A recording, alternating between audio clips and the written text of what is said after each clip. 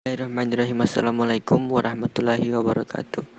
Alhamdulillahirrahmanirrahim. Puji syukur kepada Tuhan Yang Maha Kuasa, karena atas berkat limpahan rahmat dan karunia-Nya lah saya masih bisa diberikan kesempatan juga kesehatan untuk bisa melakukan aktivitas saya seperti biasanya.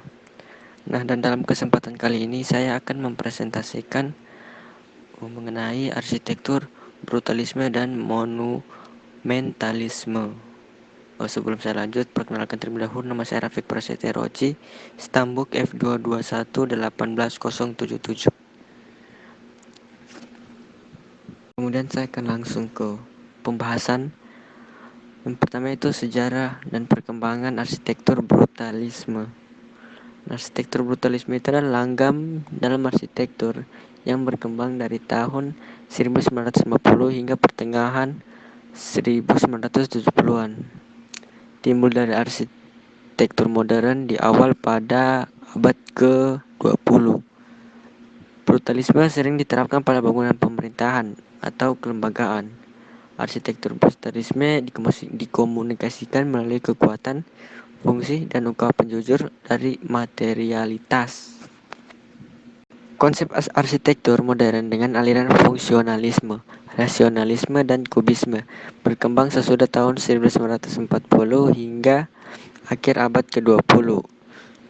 Selanjutnya, arsitektur modern berkembang dengan cepat dalam bentuk maupun aliran yang sangat kompleks yang dimulai dengan brutalisme dan neo-brutalisme dengan bentuk-bentuk bangunan yang unik dan aneh.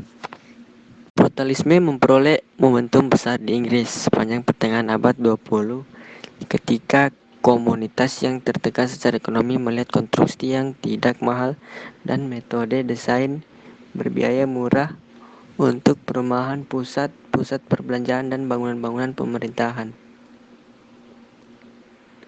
Brutalisme diangkat sebagai pilihan positif untuk perumahan modern, perkotaan yang maju, namun pada praktiknya banyak bangunan-bangunan yang kekurangan fitur-fitur pelayanan umum seperti pandangan Corbusier, dan berkembangnya ke dalam bentuk bangunan sempit, rumah-rumah petak, sarang kejahatan.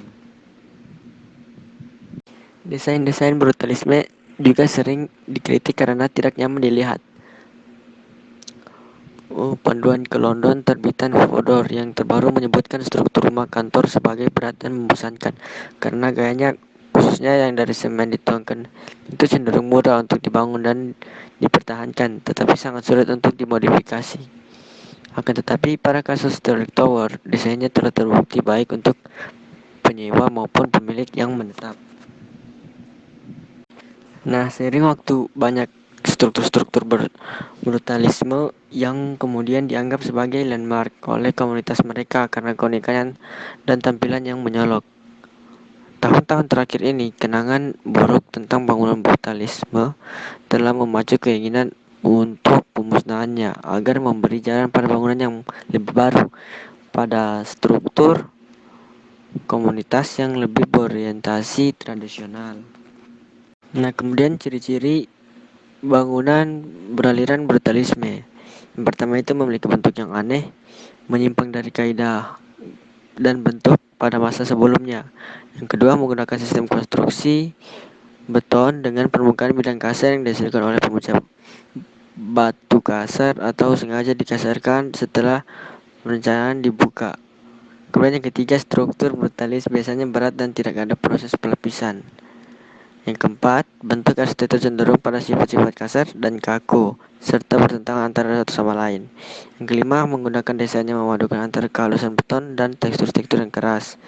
Yang keenam, dapat tersusun dari material lain seperti batu bata dan kaca yang dapat memberikan kontribusi dalam pembentukan block-like efek, seperti halnya semen pada aliran brutalisme awal.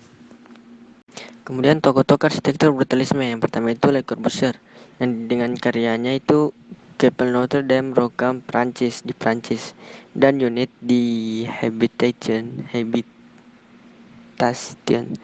Kemudian yang kedua yaitu Michael Kopsa dengan karya Bradford City Hall. Kemudian yang ketiga itu Ludwig Mies van der Rohe. Kemudian yang keempat Paul Rodel dengan karyanya berupa bangunan Yale School of Art and Arsitektur. Ya, jadi mungkin itu saja yang dapat saya presentasikan. Lebih dan kurangnya saya mohon maaf. Wabillahi taufiq wal hidayah. Wassalamualaikum warahmatullahi wabarakatuh.